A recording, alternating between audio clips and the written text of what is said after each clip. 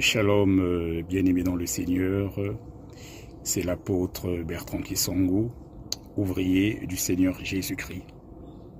Je veux tout simplement te dire encore ce matin que le Seigneur Jésus-Christ t'aime. Il veut te sauver, peu importe ton état. L'évangile est une bonne nouvelle. Donc ne te culpabilise pas, ne crois pas que tu es plus pécheur que les autres. Mais ce que le Seigneur Jésus-Christ te demande, comme il le dit et comme il avait dit à la femme adultère, qui ne te condamne pas, mais va et ne pêche plus. Et mon devoir en tant que sentinelle, c'est de dire que si tu continues à marcher dans le péché, tu n'iras pas au ciel. Je suis dans l'obligation de te dire la vérité parce que c'est la parole de Dieu. La Bible déclare que rien de souillé ne rentrera au ciel. Si ton pasteur ne te le dit pas, je suis obligé en tant que sentinelle de te dire la vérité. Si tu es un idolâtre, si tu es un alcoolique, tu es un impudique, tu vis dans l'adultère, tu es dans la masturbation, tu es dans la pornographie, tu fais des choses qui n'honorent pas Dieu, qui ne glorifient pas Dieu. Le ciel, c'est un endroit qui est saint. Et notre Dieu est saint. La sainteté, c'est le premier de ses attributs. Rien de souillé ne rentrera au ciel. Il y a encore quelques jours, j'ai eu un débat avec un serviteur de Dieu qui m'a dit, oui, apôtre, oui, tu parles beaucoup de l'enfer, c'est comme si tu veux faire peur aux gens. Non, mon rôle, ce n'est pas de faire peur aux gens. Moi, mon rôle, en tant qu'ouvrier du Seigneur Jésus-Christ, en tant que sentinelle, c'est tout simplement te dire que si tu continues dans la vie du péché, si le Seigneur Jésus-Christ venait aujourd'hui, comme il est dit dans la Bible, qu'il viendra comme un voleur, tu ne seras pas enlevé. Bien-aimé, il ne faut pas jouer avec l'éternité de ton âme. Le Seigneur Jésus-Christ viendra comme un voleur. Et dans la Bible, il est dit que ce jour-là se fera un peu comme ce qu'on a vécu au temps de Noé. Il n'y a que 8 personnes qui ont été sauvées au temps de Noé. Et il en sera de même de la venue du Fils de l'homme. Il ne faut pas jouer avec l'éternité de ton âme. Donc ce serviteur de Dieu me dit, oui, c'est bien beau de prêcher sur l'enfer, le péché, mais il y a aussi la grâce. Oui, mais il y a la grâce. Mais la grâce ne signifie pas qu'il faut vivre dans le péché. Parce qu'il y a beaucoup de pasteurs qui ont peur de dire la vérité aux fidèles. Ils ont peur de dire la vérité, de peur que les fidèles vont fuir l'église. Moi, je ne suis pas là pour te caresser.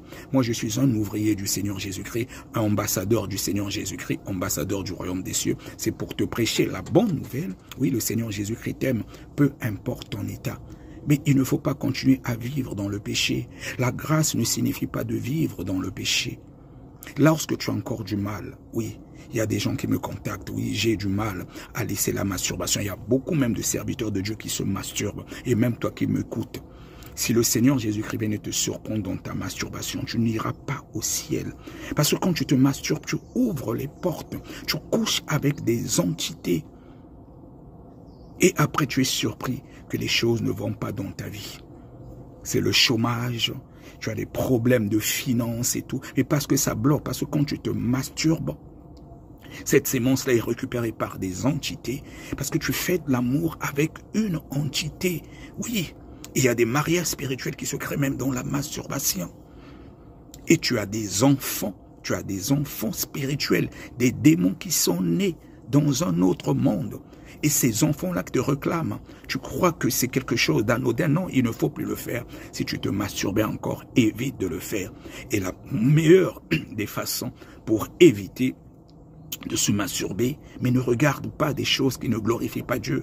Surtout dans les réseaux sociaux, vous partagez n'importe quoi. Malheureusement, même des soi-disant serviteurs de Dieu partagent des vidéos où des femmes sont à moitié nues et tout ça, où des hommes sont à moitié nus, alors qu'en tant que serviteur de Dieu, en tant que disciple de Dieu, de Jésus-Christ, on a le droit de regarder que la nudité de sa femme ou de son mari. Tu n'as pas le droit de regarder la nudité de quelqu'un d'autre. Mais je vois même des serviteurs, des chrétiens qui partagent des images pornographiques, des gens parfois où on voit des sextapes ou des gens qui sont dans des ronds-points ou carrefours qui sont en train de faire n'importe quoi à cause des pactes qu'ils ont signés avec le monde des ténèbres. Ils se déshabillent et les gens les filment, ils mettent sur des réseaux sociaux. Et même toi qui es soi-disant disciple de Jésus, tu es chrétien, tu partages ce genre de choses. Mais vous ne savez pas que ce sont des malédictions.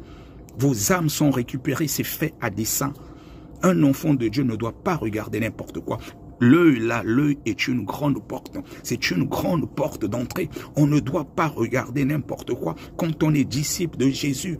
Même nos yeux doivent être sanctifiés. Nos bouches doivent être sanctifiées. Parce que la bouche même par laquelle on est censé louer Dieu, on est censé adorer Dieu. On ne peut pas raconter, ni sortir n'importe quoi de cette bouche. Et je parle même aux serviteurs de Dieu et servants de Dieu qui sont mariés, des disciples de Jésus. Même dans un couple, il y a des pratiques que tu ne peux pas faire. Tu ne peux pas faire la sodomie, la fellation, le cunnilingus. Toutes ces choses-là, ce sont des abominations devant Dieu. La bouche par laquelle tu adores Dieu, la bouche par laquelle tu es censé bénir Dieu. Tu ne vas pas mettre n'importe quoi dans cette bouche.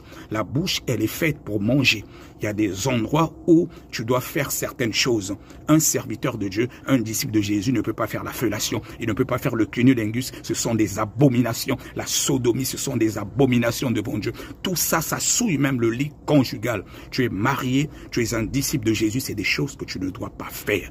C'est mon devoir en tant que sentinelle de te dire la vérité. Tout cela, ça ouvre des portes et ton lit est souillé. La Bible dit que le mariage soit exempt de toute souillure, que le mariage soit honoré par tous et que le lit conjugal soit exempt de souillure. La souillure, c'est pas seulement le fait d'aller faire l'adultère. Il y a des serviteurs même de Dieu qui font des pratiques abominables, des pratiques qui sont inspirées par le diable lui-même avec le Kama Sutra et les gens se mettent à suivre ces pratiques. Mon devoir, ce n'est pas te caresser, mais te dire la vérité. Oui, parce que si tu continues avec toutes ces pratiques, le Seigneur Jésus-Christ venait aujourd'hui, tu n'iras pas au ciel. Rien de souillé ne rentrera au ciel, parce que le ciel, c'est un endroit qui est saint. Le diable a été précipité, chassé du ciel parce qu'il a péché une seule fois, il a été précipité. Le ciel est saint et Dieu veut que cet endroit soit saint et c'est pour cela que ne rentreront au ciel que les personnes qui seront sans tache. Oui, c'est possible d'être sans tache. Comme j'ai l'habitude d'enseigner, tu pêches à midi, une seconde, réponds-toi. Ne laisse pas que le péché reste en toi, que cela devienne une seconde nature. Parce que si le Seigneur venait à te surprendre, ou il peut arriver que tu sortes et que tu fasses un accident, tu t'es pas repenti de quelque chose, mais tu ne peux pas être sauvé, mon frère. Alors que pendant que tu as l'habitude de te repentir, parce qu'avec la nature corruptible, personne n'est fort. Ça, je vous garantis que personne n'est fort. Mais pour éviter de tomber dans le péché, mène une vie de prière. Quand le Seigneur Jésus-Christ a dit à ses disciples de veiller et prier afin de ne pas tomber dans la tentation, l'esprit est bien disposé, mais la chair est faible. Oui, cette chair, elle est faible. Si tu passes ton temps dans la distraction, à regarder n'importe quoi sur les réseaux sociaux, à entendre de la musique profane, oui, même dans la musique, je vous dis que la musique ouvre les portes. Je vois soi-disant des soi-disant chrétiens qui écoutent la musique profane. Tu ne peux pas te dire que tu es un disciple de Jésus et tu écoutes de la musique profane, de la musique qui est inspirée par le diable, parce que nombre des artistes, ce sont des satanistes. Ils ont signé des pactes avec le diable. Et quand tu écoutes ce genre de musique, ce sont des portes que tu ouvres dans ta maison. Après, tu es surpris que tu entends des voix, il y a des démons. Mais oui, mais parce que quand tu écoutes une musique qui n'honore pas Dieu, ce que tu entends, les oreilles aussi sont une porte. Les yeux sont une porte. Donc, fais-en attention. Et après, vous allez fatiguer toujours les pasteurs. J'ai tel problème. Oui, mais c'est toi-même qui ouvre les portes. Un enfant de Dieu doit avoir une vie de prière et de méditation continue de la parole de Dieu. Et ton corps est le temple du Saint-Esprit. Il est saint. Je te conjure encore aujourd'hui. Je suis une sentinelle. Ne crois pas que je viens m'amuser sur les réseaux sociaux. Je suis une sentinelle de l'Éternel. C'est pour sonner la sonnette d'alarme. Le Seigneur, il pleure tous les jours dans le monde. Il n'y a peut-être même pas 5% qui sont sauvés. Les gens qui meurent, la majorité, ils vont en enfer. Et le Seigneur pleure, disons le séjour de mort, parce que l'enfer n'est pas encore ouvert. Je veux tout simplement te dire encore aujourd'hui, Jésus t'aime. Peu importe ta condition, tu es une prostituée, tu es un adultère, tu es un alcoolique, impudique, champion de la pornographie, masturbation, tout ça, sataniste, sorcier, c'est pas grave. Jésus t'aime, il veut te sauver. Il te dit tout simplement, va et ne pêche plus. Et je te dis encore que l'enfer, c'est pour l'éternité. Et toutes les personnes qui sont passées par là, ils disent, on ne peut pas souhaiter cela même à son pire ennemi. Je te conjure, donne ta vie à Jésus si tu ne l'as pas encore fait. L'enfer, c'est pour l'éternité. Voilà, et la souffrance, ça sera une souffrance éternelle. Tu avais besoin peut-être du pouvoir. tu allais signer des pactes dans les loges sataniques et tout ça. Et à quoi ça te sert de gagner le monde si tu perds ton âme? D'autant plus que le monde, c'est pour une certaine durée qu'on est là, on n'est que des pèlerins. Mais par contre, si tu mourais, l'enfer, c'est pour l'éternité. N'oublie pas que nous sommes faits du corps, âme et esprit. Cette enveloppe charnelle, c'est rien. Mais l'âme, où ton âme ira pour l'éternité. Et c'est cela le plus important. C'est l'âme le plus important. Et c'est pour cela que quand tu as l'habitude de voir un songe, si dans le songe tu as rêvé que tu as été vaincu durant la nuit, parce que le spirituel prime sur le réel. Et tu verras que dans la journée aussi, il y aura des portes qui seront fermées parce que quand nous dormons aussi, il y a des combats spirituels qui se passent là. Parce que c'est l'âme le plus important, c'est pas cette enveloppe. Cette enveloppe n'est rien du tout. Et c'est comme ça que le diable, il trompe beaucoup. Je t'en supplie, je ne suis pas là pour te juger ou te condamner. Je t'en supplie, Jésus t'aime, donne ta vie à Jésus. Il est le chemin, la vérité et la vie. C'est le seul chemin pour aller au ciel. Accepte le Seigneur Jésus-Christ aujourd'hui comme ton sauveur en reconnaissant qu'il est mort pour toi, mais comme ton Seigneur aussi, en essayant maintenant de marcher en conformité avec sa parole. Je te garantis, il n'y a rien de mieux que de suivre Jésus. Tu auras la paix véritable. Tu auras la paix véritable et tu vas marcher avec assurance parce que tu sais que ton papa, il te protège. Il ordonne aux anges de te porter sur leurs mains de peur que ton pied ne heurte contre une pierre. Oui, parce que quand tu acceptes le Seigneur Jésus-Christ comme ton sauveur, mais aussi ton Seigneur, tu as de la valeur auprès de Jésus.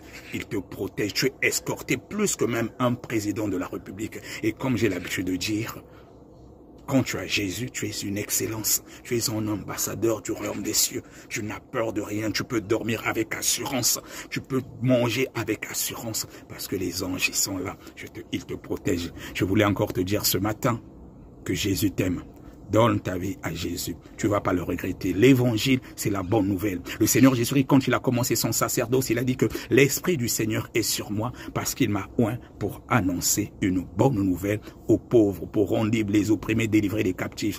Il veut encore te délivrer aujourd'hui parce que Jésus t'aime. Peu importe ton état, ne te culpabilise pas, Jésus t'aime. Mais donne ta vie à Jésus et je te garantis, tu ne vas pas le regretter. Il n'y a rien de mieux que de vivre avec Jésus.